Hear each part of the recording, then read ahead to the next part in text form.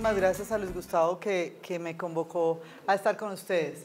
Me da mucho gusto estar acá porque les compartí a algunos ahorita en el café que vengo trabajando del lado de la Fiscalía y la Judicatura en el entrenamiento. Pero me parece muy interesante que además de fiscales, jueces y magistrados, tengamos la oportunidad de compartir con ustedes un poco la historia que nosotros trabajamos con los fiscales y la que pretendemos implementar, en la que hemos venido como trabajando tanto estos últimos años, porque creemos que eso nos va a dar pie para poder hacer mejores discusiones dialécticas. Lo que creo es que en las audiencias lo que estamos viendo es un juez resolviendo sin tener en cuenta la intervención de las partes.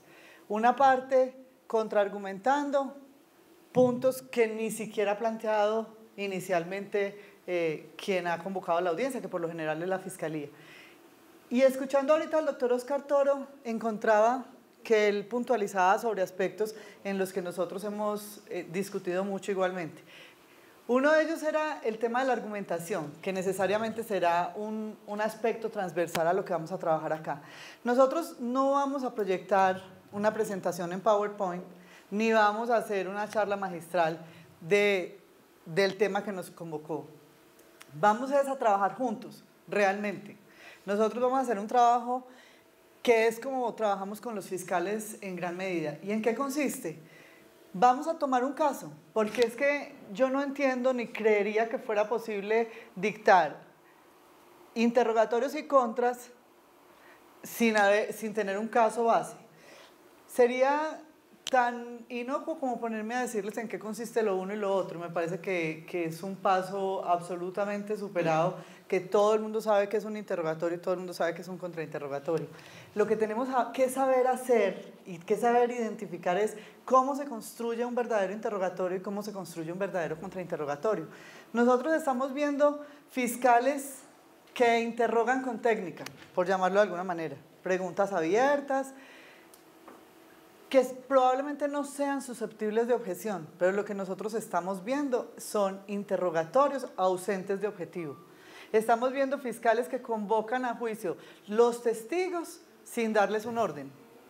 Y jueces que vienen y dicen, ¿cómo están los testigos de ustedes? No, llegó el tercero y el cuarto, todavía no ha llegado el primero ni el segundo, por poner un ejemplo. Ah, ¿podemos arrancar con ellos? Sí, arranquemos con ellos. En Manizales, en un caso de connotación nacional, habíamos, la silla aquí adelante por favor, en un caso de connotación nacional, los testigos de la Fiscalía no habían llegado por ser unos industriales como muy reconocidos a nivel nacional.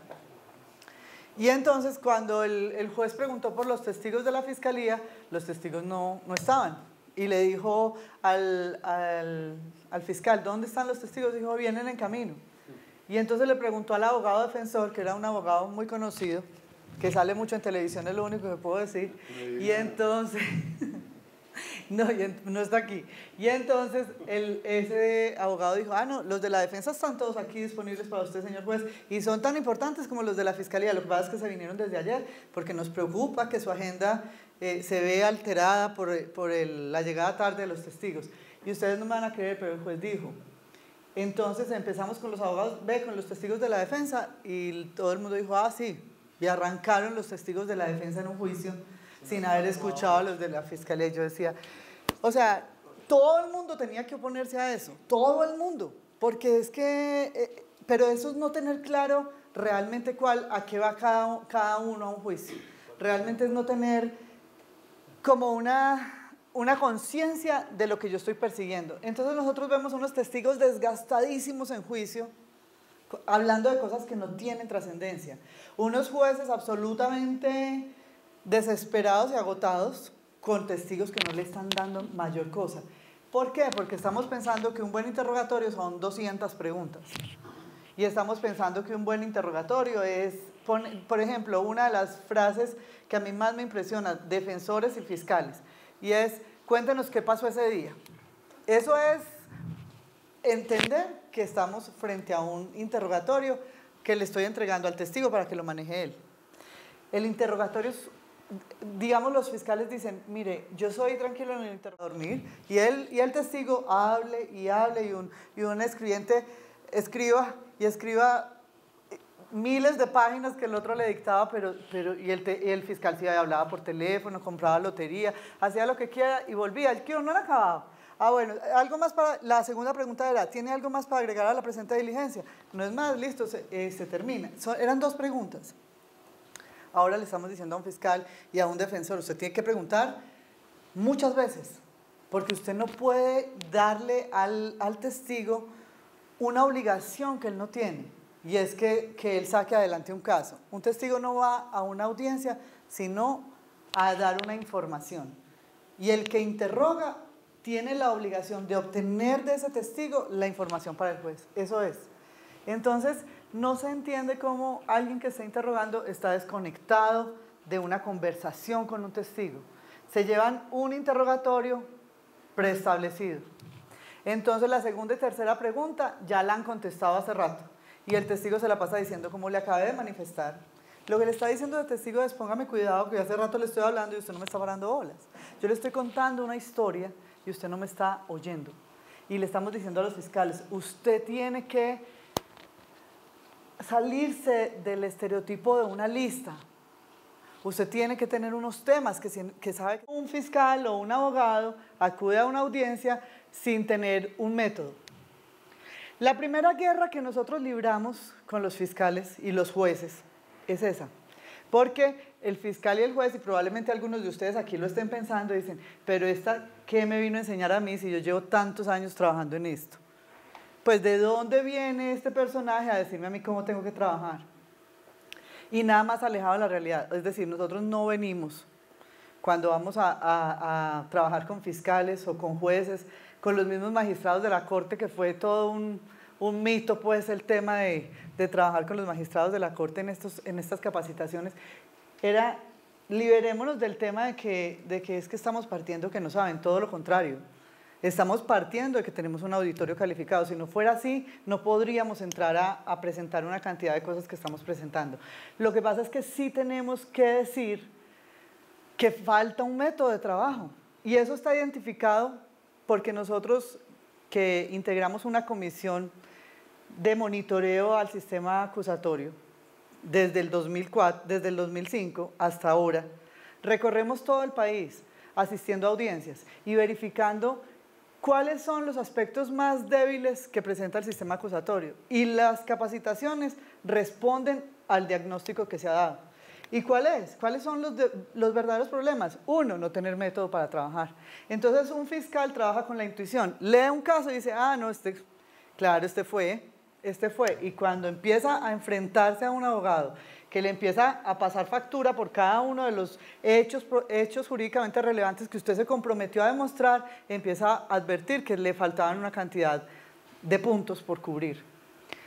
El fiscal normalmente tiene una razón para eso, que es inaceptable desde el punto de vista de la justicia, y es que hay mucho trabajo, yo tengo mucho trabajo y no alcanzo a hacer todo eso, es que no tengo suficiente policía judicial. Eso es un problema distinto. El problema de la fiscalía es que tiene que acudir a una audiencia de juicio con la convicción y los elementos materiales probatorios que le permitan convencer al juez igualmente de que la persona que está acusando realmente es. Entonces, cuando les hablo de evaluación del caso, les voy a hablar de unos pasos y vamos a copiar estos pasos como para que identifiquemos. Y yo les decía aquí de manera equilibrada, a nosotros no nos gusta, y cuando digo a nosotros es a los fiscales, acudir a una audiencia con un juez novato, por poner un ejemplo, o con un juez de mucha experiencia, pero lleno de resabios y absolutamente en contravía de lo que realmente es el nuevo sistema, o con un abogado que no sabe. No es la verdadera contienda que queremos dar. Queremos hacerla entre pares, y así debe ser. Entonces, el primer paso que nosotros planteamos, y se los pregunto a ustedes, cuando ustedes tienen un caso, y yo traje aquí varios, porque vamos a trabajar a partir de ese caso, ¿qué es lo que creen que es lo primero que debe hacer un fiscal a quien le llevan, el policía judicial le lleva este caso? ¿Qué debe hacer? Parece muy obvio, pero ¿qué es lo primero que debe hacer? Yo les voy a pasar unos para que compartan. Leerlo. Y eso parece muy tonto. Perdón, doctor, que casi le tumbo ahí el caso. Por aquí también. Leerlo. Pero es que la lectura es mucho más sencillo. El punto.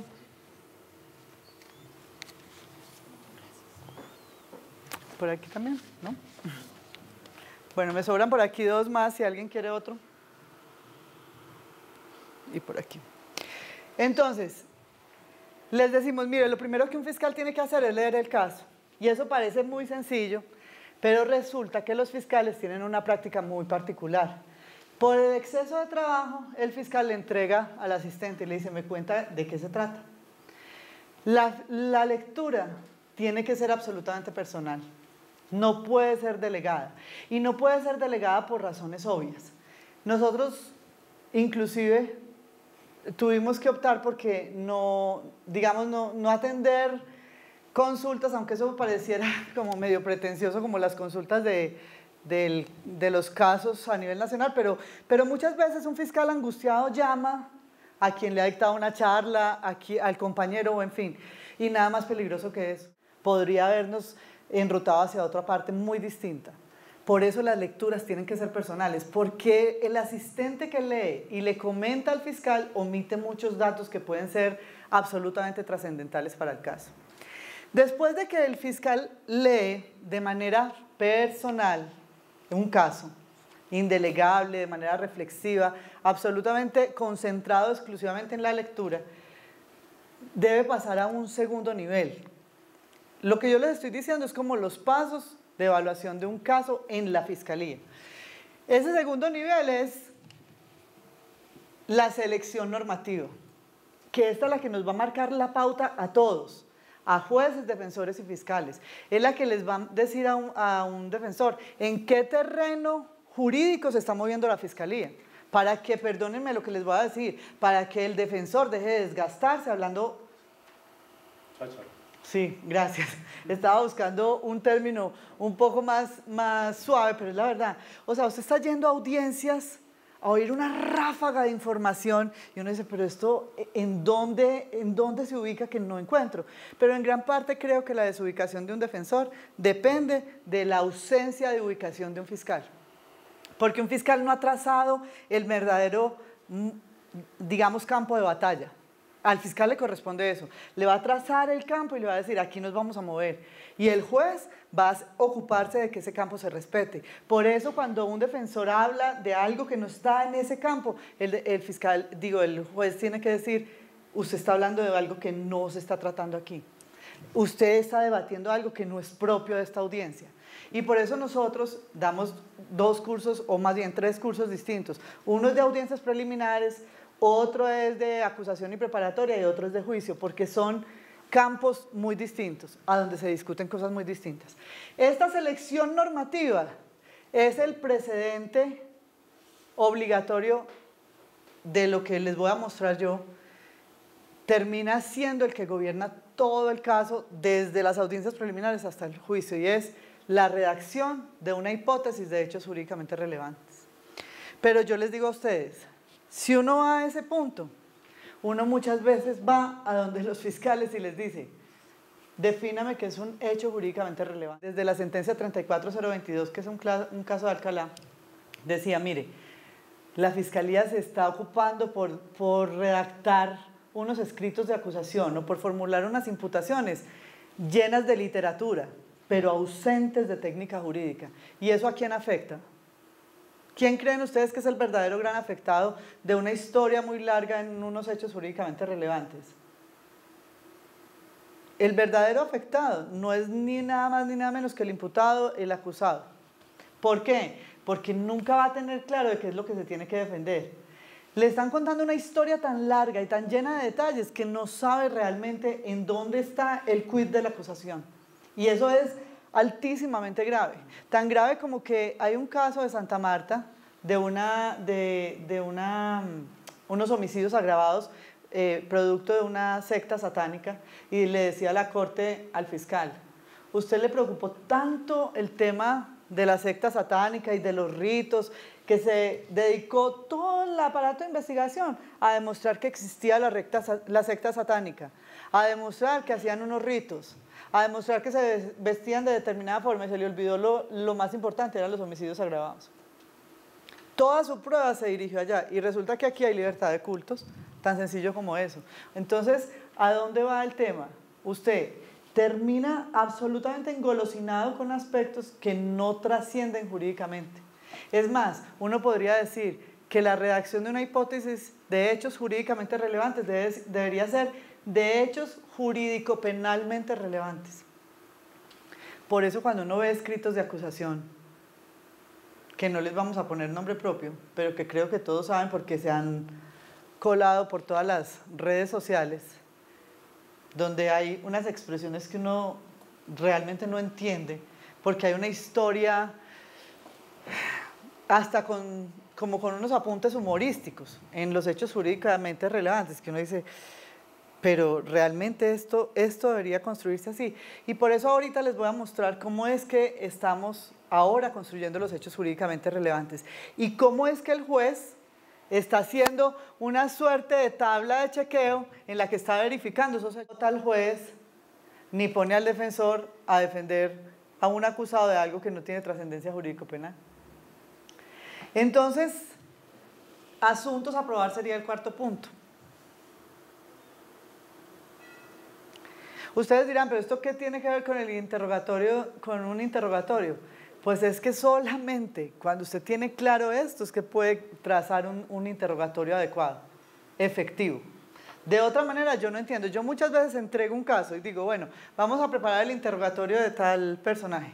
Y lo preparan. Y digo, ¿cómo hicieron si no saben todavía en qué delito, con qué delito van a acusar, por ejemplo?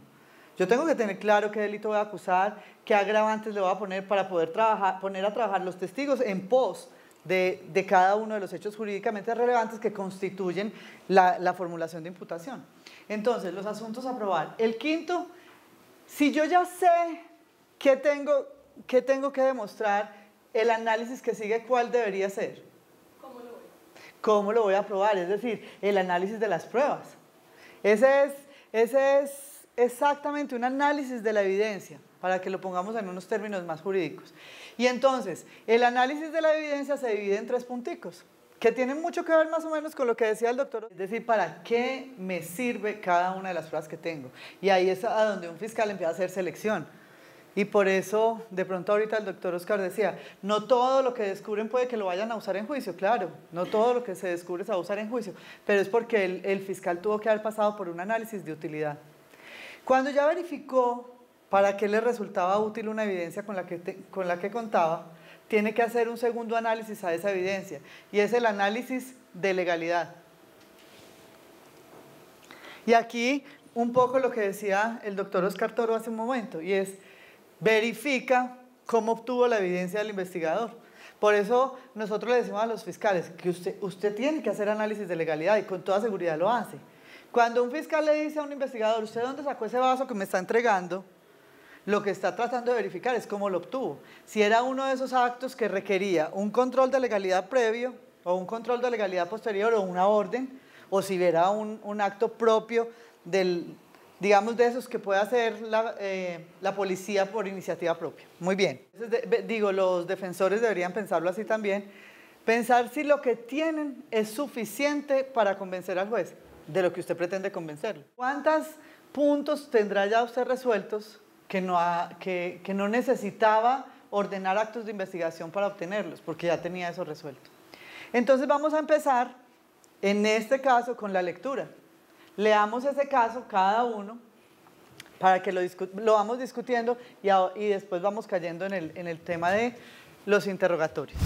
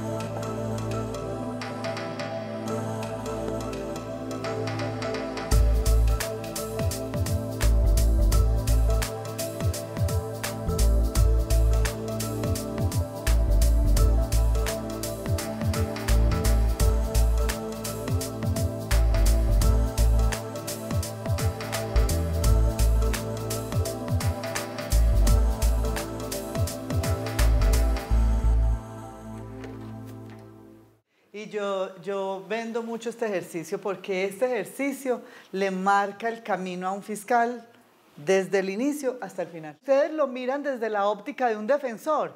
Esto les haría la vida absolutamente más sencilla a los defensores. Primeros puntos. Mi verdadera esencia está en esto.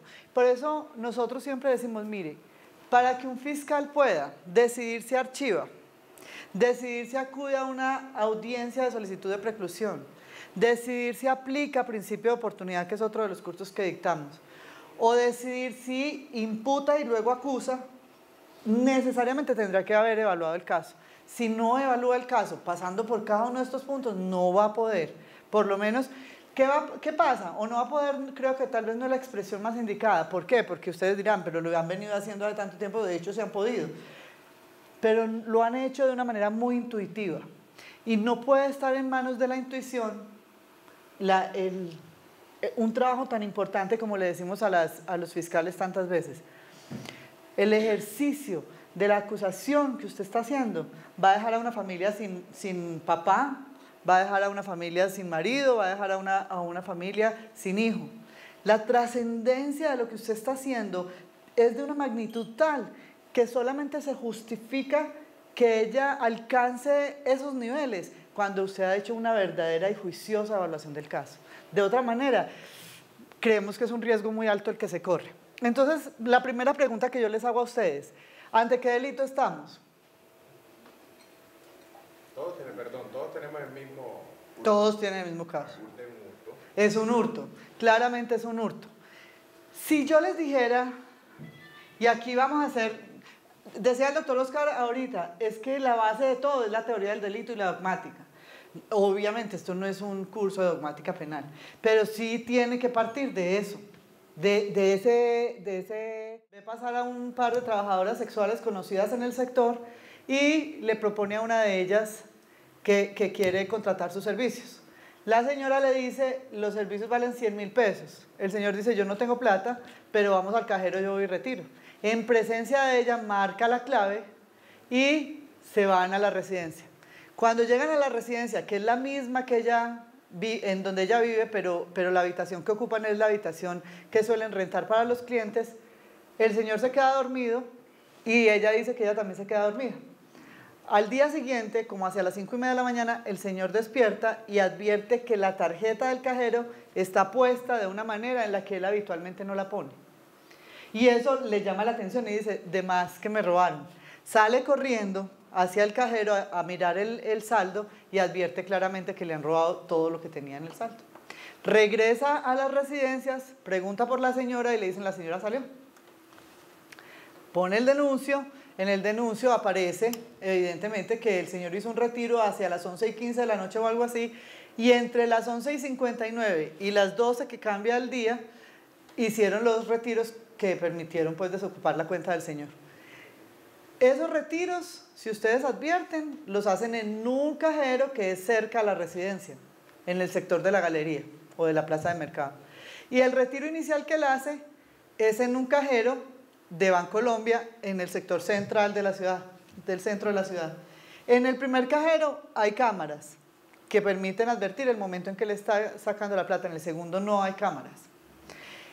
¿Cuál es la discusión que el señor daba para la fiscalía? Aquí evidentemente no hay un testigo directo, pero todo indica que tuvo que haber sido esta señora. ¿Por qué? Pues porque es la única que estuvo en ese lapso con el señor y fue en el momento de los retiros. ¿Qué pasa? Que cuando la fiscalía empieza a investigar, le preguntan al muchacho de la recepción que controla entradas y salidas y dice, la señora que estuvo con este señor no se movió de esa habitación. La única que salió es una muy amiga de ella que incluso comparten la habitación, que se llama Florencia y que estaba con ella esa noche. ¿A dónde conduce el pensamiento? A que debió haber sido que esta le dice a la otra, saque la plata mientras yo entretengo al señor si es que se despierta y usted me regresa la tarjeta, yo la pongo ahí y todos están tranquilos. Ese es más o menos el panorama. ¿Estamos frente a qué? Frente a un hurto.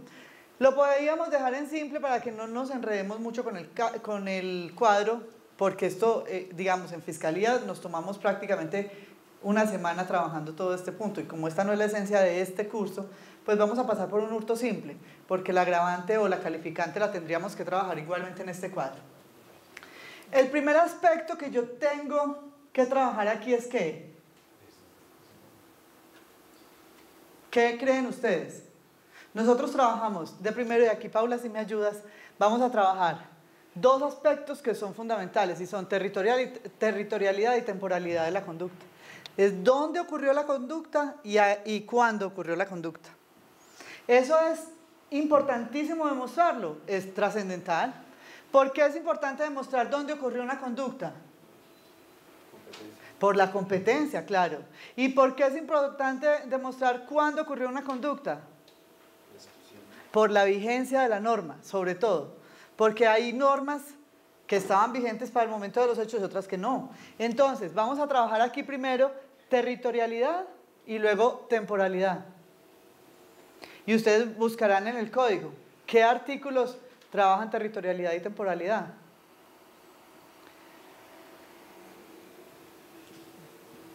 Aquí iría el que trabaja territorialidad en lugar de comisión de la conducta, que es creo que el 26 tal vez, o el 14, uno de esos dos, porque el otro es... Si tienen el código penal, me ayudan con el 14 es territorialidad y el 26 es temporalidad. Yo les estoy mostrando esto es porque lo que quiero que después les llame poderosamente su atención va a ser esto, que es el verdadero compromiso probatorio de la Fiscalía. Y es el que resulta de acá. Entonces, territorialidad es dónde y temporalidad es cuándo. Si vamos a interpretar la norma. ¿Qué es lo que sigue? La tipicidad objetiva. O sea, el hecho que describe la norma como delito. Ustedes acaban de decir cuál es, el 239. Entonces vamos a poner aquí el tipicidad objetiva y aquí vamos a poner 239. En esto vamos a avanzar un poquito rápido para no volver el discurso muy técnico, sino que quiero que adviertan tipicidad objetiva con C.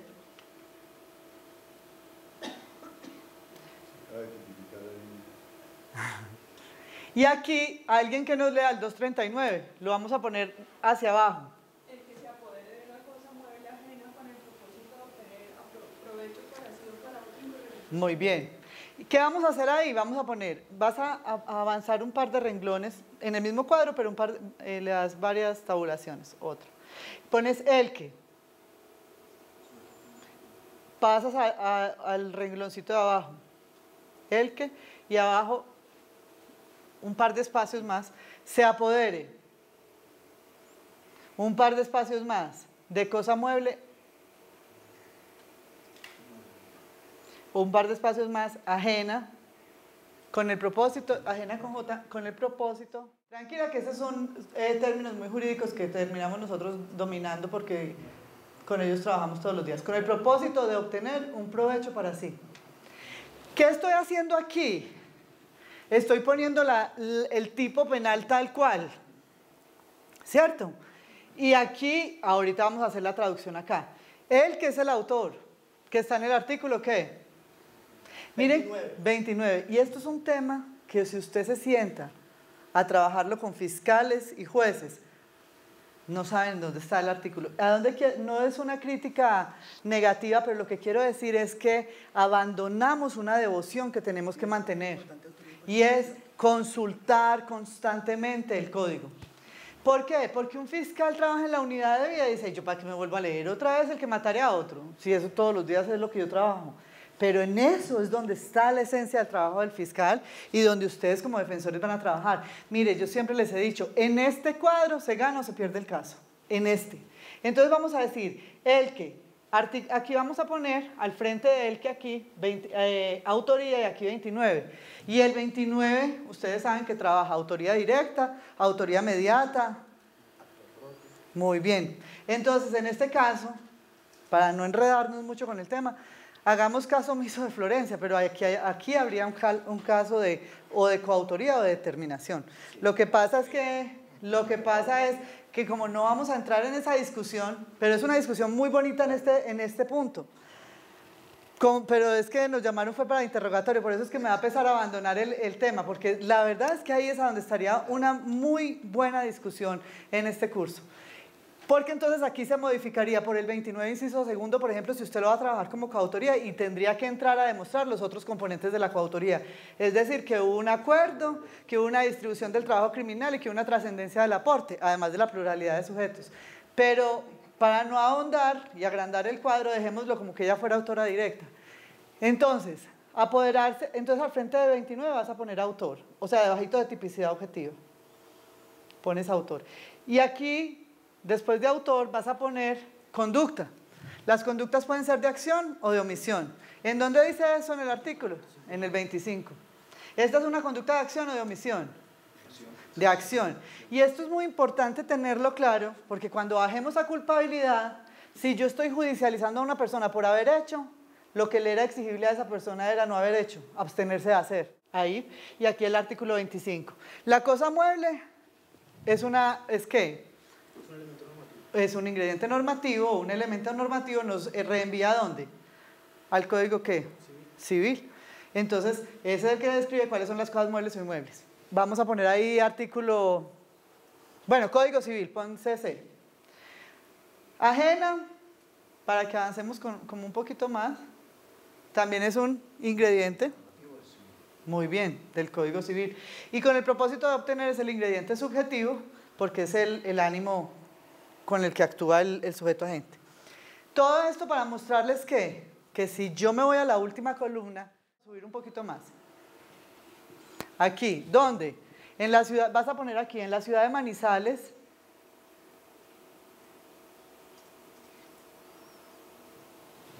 ¿En dónde? En donde está ubicado el cajero, ¿no? Claro. En la calle tal y tal, en el cajero del parque. Carrera 22, calle 21. En la carrera 22, calle 21. ¿El día qué? Pasamos al cuándo, o sea, a este. El día 18 de mayo de 2005, 19 de mayo de 2013.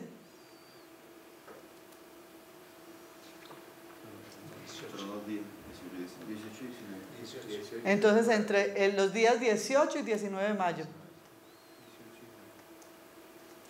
Muy bien. Clara Luna Menjura, identificada con cédula de ciudadanía tal. Vas a poner ahí Clara Luna Menjura.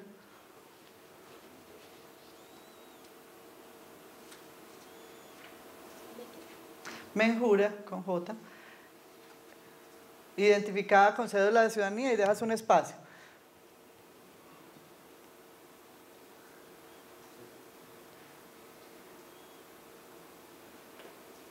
¿Qué hizo Clara Luna? Sube, bajamos aquí un pitico. Avanza, exacto. ¿Qué hizo? Siguiendo la norma, ¿qué hizo? Se apoderó. ¿Cuál es la cosa mueble? El dinero. De un dinero que es consistente en la suma de ¿cuánto? 4 millones. De 4 millones. Se apoderó, pones al frente de se apodere, pones se apoderó. Y la cosa mueble es de la suma de 4 millones de pesos. ¿Ajena por qué? Porque le pertenecen ¿a quién? A Jacinto, ¿qué? Se apoderó de la suma de 4 millones de propiedad de, aquí abajito en ajena, de propiedad de Jacinto Rodríguez. Con el propósito de obtener un provecho para sí. Usted tendría que seguir, debemos seguir antijuridicidad y culpabilidad. Hasta, yo no sé si vamos a parar a las 12 o a las 12:30. Pones ahí mismo, con el propósito de obtener un provecho para sí.